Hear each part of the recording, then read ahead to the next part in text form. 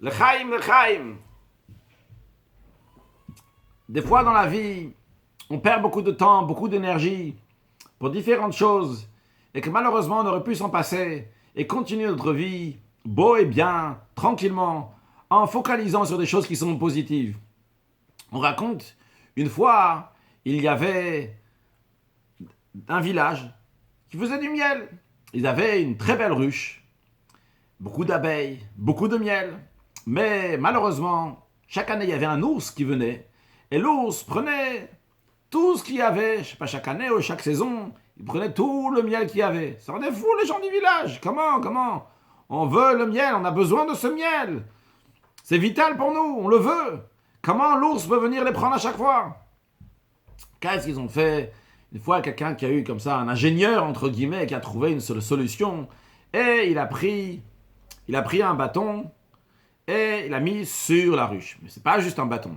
C'est un bâton que quand tu le pousses pour l'enlever de devant toi, hop, le bâton retourne sur toi, boum, il te donne un coup de retour. Et comme ça te va donner un coup sur l'ours. Bien, ce qu'il a fait. Tout le monde attend impatiemment, et en effet, le cher ours arrive pour prendre du bon miel. Et comme ça, boum, il enlève. Qu'est-ce qui me dérange là, ce morceau de bois? Il repousse ce morceau de bois, mais le morceau de bois ne se repousse pas, au contraire, il revient, il donne un gros coup sur l'ours. Oh là là, monsieur l'ours se met en colère. Comment est-ce possible qu'il ose me donner des coups, ce bâton, et il donne encore un coup au bâton encore plus fort. Mais là, le bâton rend un coup qui est encore plus fort, ça rebondit très fort. Et ainsi de suite, comme ça, l'ours se focalise sur ce bâton, se déchaîne sur le bâton, met toutes ses forces sur le bâton, jusqu'à que le bâton lui a donné tellement de coups et l'ours, il n'en peut plus, eh bien, il tombe par terre. Et c'est ce moment-là que tous les villageois attendaient pour tuer l'ours et tranquillement prendre le miel. Dans la vie de tous les jours, malheureusement, des fois, on peut faire le mauvais choix. C'est justement pour ça qu'on fait fabriquer entre nous, pour réfléchir, méditer et comprendre sur quoi on doit focaliser. Sur ramener de la lumière, sur rajouter de la lumière, non pas sur le mal qu'il y a. Ne pas focaliser, perdre du temps avec les bêtises. Qu'est-ce que telle personne a dit? Quelle telle personne n'a pas dit? Si et ça, qu'est-ce que ça t'intéresse? Tu as une mission dans la vie, tu as quelque chose que tu veux faire. Avance, va droit au but. En effet, dans la paracha de Béchalach, on nous raconte comment le peuple juif a fait la guerre ou n'a pas fait la guerre. Qu'est-ce que ça veut dire, a fait ou a pas fait la guerre? Il y a deux guerres dans la paracha. Il y a la guerre contre contre Pharaon, et une autre guerre contre Amalek. Paro, il était derrière le peuple juif, avec tous les Égyptiens. Devant le peuple juif, il y avait la mer Rouge. Et derrière la mer Rouge, dans le chemin, si on avançait, on pouvait arriver au mont Sinaï. Et voilà que le peuple juif, parmi eux, il y avait certains qui pensaient qu'il faut faire la guerre. Ou d'autres opinions, qu'est-ce qu'il fallait faire? Mais Dieu il dit, qu'est-ce que vous perdez du temps avec Paro? Qu'est-ce que vous perdez du temps avec les Égyptiens qui sont derrière vous? Avancez, continuez, allez vers le mont Sinaï. Puis, il y a une autre guerre, celle de Amalek.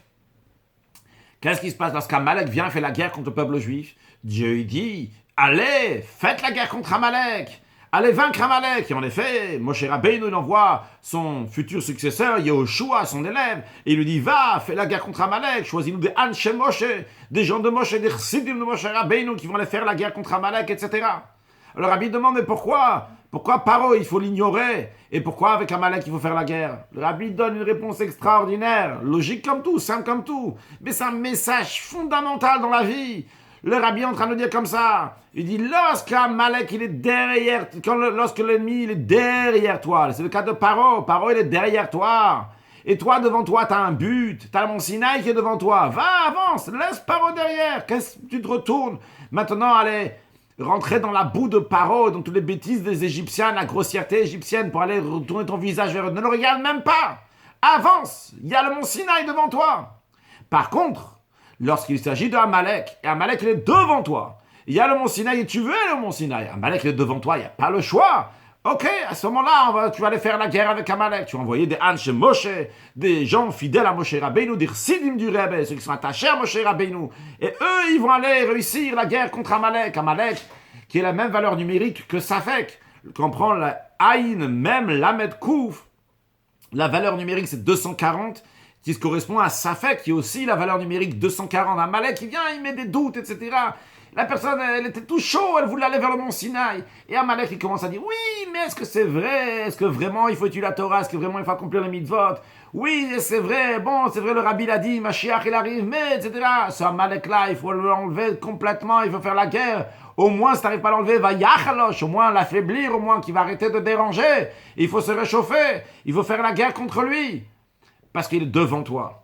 Mais si on traduit ça dans la vie de tous les jours, c'est un message extraordinaire. Malheureusement, combien de fois, nous ou d'autres, perdent du temps à faire la guerre avec la boue, avec le mal. Ah, il a dit ça, il n'a pas dit ça, ou il a pensé, il a voulu penser, il a dit, il a voulu dire. Et comme ça, il a dit à l'autre, et il a fait, et il pense, qu'est-ce que tu perds du temps? C'est derrière toi tout ça, c'est derrière toi. Décide, c'est quoi ta mission dans ta vie? C'est quoi ta mission? Ma mission, c'est amener Mashiach. Ok, ma mission c'est amener Mashiach, très bien. Quels outils vont amener Mashiach? Est-ce que je vais faire ça à cet instant-là? Ça amène Mashiach, oui ou non?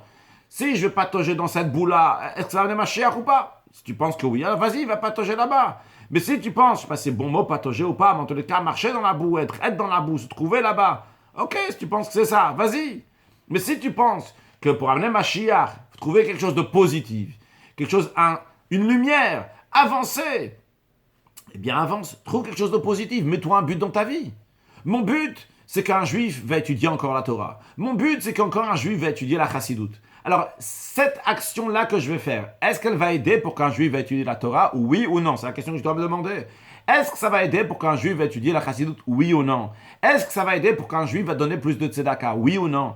Est-ce que ça va aider pour qu'un juif va mettre les tefilines, oui ou non? Est-ce que ça va aider pour qu'un juif va inscrire ses enfants dans le Talmud Torah, dans une école juive, oui ou non? Tu peux avoir toutes les réponses que tu as raison de vouloir faire la guerre. Une guerre pour ci, une guerre pour ça. Laisse les autres faire la guerre si tu penses vraiment qu'il faut faire la guerre. Le derech de Chabad, le chemin de Chabad, l'enseignement du Rabbi, l'enseignement de la Chassidoute, c'est de la lumière.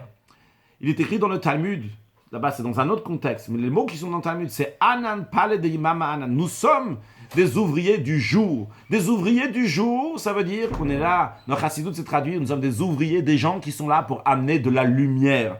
On est là pour amener de la lumière, c'est-à-dire cherche comment amener de la lumière. Il y a l'obscurité, et des fois il faut se battre contre l'obscurité, mais pourquoi toi tu as besoin de le faire? Tu es un chassid, va ramener de la lumière. Tu es là pour éclairer, tu es là pour ramener quelque chose de positif. Dans la Hayom Yom c'est écrit que faire du pain, c'est un métier très important. Mais si quelqu'un, il peut percer des diamants, avoir affaire avec des diamants, et il fait du pain, pour lui, c'est un problème. Pour un chassid du rabbi, avoir affaire avec des choses qui sont négatives, avec des choses qui sont noires, etc., c'est pas dans le contexte. Même si tu penses qu'il faut le faire, laisse quelqu'un d'autre qui va le faire. Mais nous, notre travail, c'est d'amener Mashiach. Notre travail, c'est qu'encore un juif va étudier chassidoute. Encore un juif va s'attacher au Rebbe. Qu'encore un juif va mettre des tefilines. Qu'encore un juif va envoyer ses enfants là où il faut, etc., etc. Et dans la vie de tous les jours, très concrète, même dans le business, dans le commerce, pourquoi perdre du temps avec ce que l'un il a dit, ce que l'autre il a dit? Moi, je suis un homme d'affaires, sois vraiment un homme d'affaires. Qu'est-ce que tu as à vendre? Pas qu'est-ce que l'autre il n'a pas à vendre, ce que l'autre il n'a pas fait, ce que l'autre il aurait dû faire. Qu'est-ce que toi tu as à vendre? C'est facile de mettre quelqu'un d'autre dans un trou pour essayer de grandir. Ah, mais pas dans le trou, qu'est-ce que t'en as à faire? Toi, grandis, avance, va plus loin. Combien de fois, malheureusement, les gens à la place d'avancer dans leur vie, et ils ont un problème avec leur conjoint, donc ils vont dire « Ah, mais il y a ce problème, ou encore pire, ou pas pire, avec l'ex-conjoint, qu'est-ce qu'il a fait, Avance, soit si toi tu vas être positif, il y a de grandes chances que tout va devenir aussi positif. On va voir les choses plus positivement. Toi, sortir de tes barrières, vois la lumière, fais la lumière, va vers un but, mets-toi un but dans la vie, réfléchis sincèrement. Quel est ton but dans la vie? Qu'est-ce que tu veux? Où tu veux en arriver? Et en fonction de ça, décide. Et vas-y, tu avances. C'est sûr et certain qu'on va réussir. Et on va réussir à ouvrir la mer. Ouvrir la mer, pas seulement comme c'est passé dans le passé, le Yam Souf, la mer des joncs, quand ils sont sortis d'Égypte, mais le fleuve d'Euphrate qui va s'ouvrir, le Shiva Nechalim en 7 morceaux, lorsque Mashiach va venir très prochainement, ça part nos actions aujourd'hui, en rajoutant positivement. Et ça, c'est ce que le Rabbi nous enseigne déjà dans le premier Mahamar, c'était Yud Shvat, cette semaine, le jour que Rabbi est devenu Rabbi, Yud Alev Shvat, le 11e jour du mois de Shvat, le Rabbi nous dit, On doit amener de la lumière, on doit aller diffuser. Chacun est un diffuseur de lumière, chacun de ce rôle-là de faire. Alors faisons-le, et avec joie, avec bonheur, avec énergie, et sans aucun doute, Hachem va nous aider pour concrétiser tout ça avec de la joie, qu'on puisse toujours positiver, ramener de la lumière et amener Mashiach now, le Chaim, le Chaim.